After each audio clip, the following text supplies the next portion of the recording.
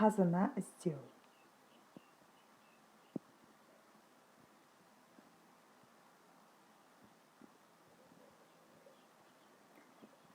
Тақырыбы екілік ақпаратты ұсыну. 5-ші сынып. Бұл жерде инструкциясы берілген.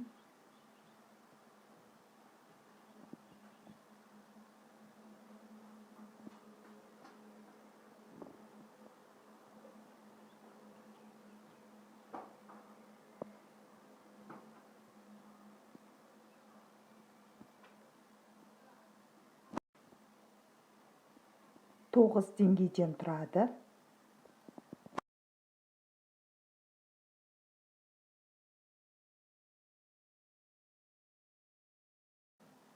Бірінші деңгей сұраға. Екілік алфавитті қолдану арқылы ақпаратты ұсыну не деп аталады?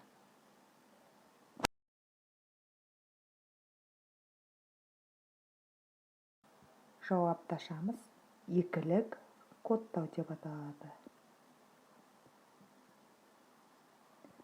Ойынға өтеміз. Жылжытамыз. Бізде қазына іздеуші жүрді. Екінші деңгейдің сұрағы. Символдардың кодталу комбинацияларының, яғни тіркестерінің жиынтығын не деп атайды?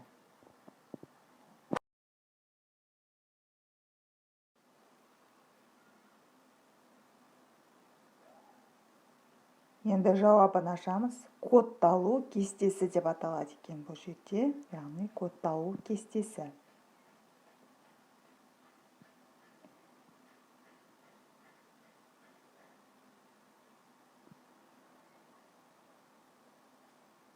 Үшінші деңгейдің сұрағы. Америкалық ақпарат алмасудың стандартты коды қандай? Америкалық ақпарат алмасудың стандартты коды бізде жауапташамыз ASCII коды деп аталады. Америкалық код. Үшінші деңгейдің жауабы кетті.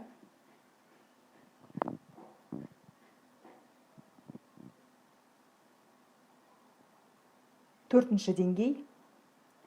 256 үйлесімді құру үшін 0 және 1-ден тұратын не қажет? Көп нүктенің орнына біз қандай сөзі табамыз? Жауабы, яғни 256 үйлесімді құру үшін 8 ұяшық қажет екен бізге. 8 ұяшық жауабы.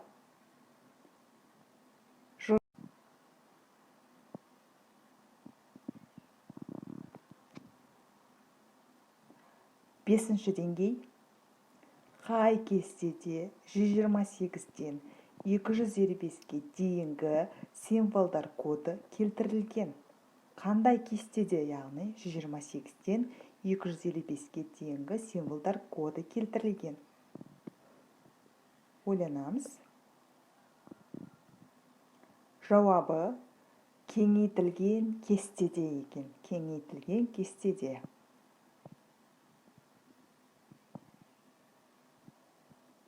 Ойынға өтеміз.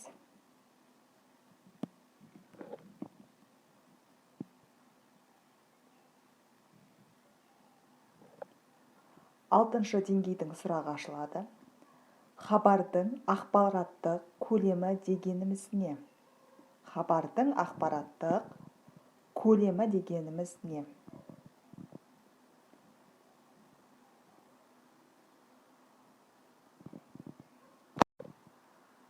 Жауабы бит немесе байтта өлшенетін оның ұзындығы деп аталады екен. Бит немесе байтта өлшенетін оның ұзындығы.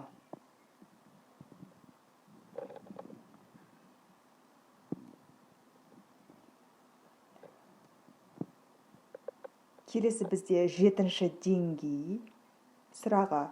Компьютердағы барлық ақпараттар неден тұрады?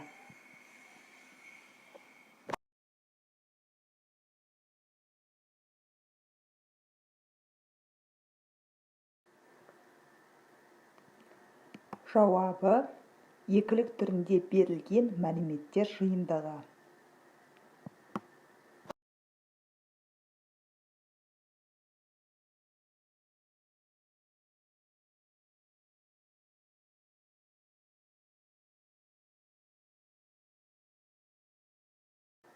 Сегізінші деңгейге өтеміз. Компьютерда ұсынылатын ақпараттың шамамен 60% не болып табылады?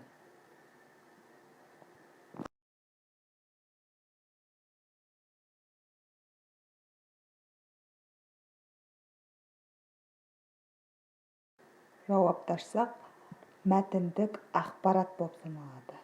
Яғни 60% мәтіндік ақпарат болып саналады екен.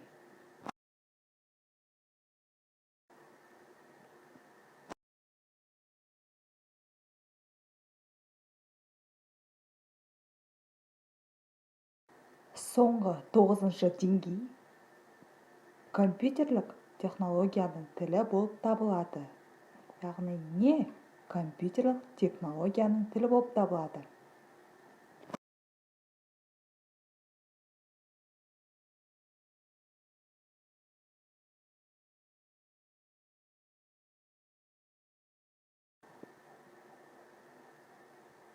Жауапташамыз, екілік сандар жүйесі компьютерлік ақпараттың тілі болып табылады екен. Екілік сандар жүйесі.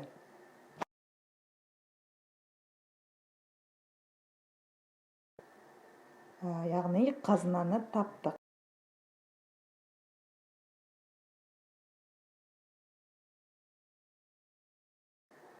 Бір байт 8 битқа тең.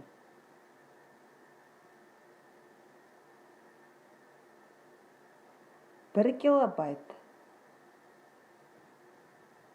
1024 байтқа тең. 1 килобайт 1024 байтқа тең.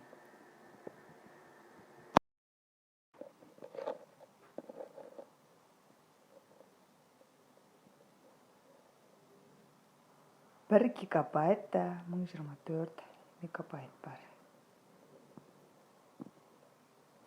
Ақпаратты кодтау әдістері: сандық әдіс, символдар әдісі, графикалық әдіс.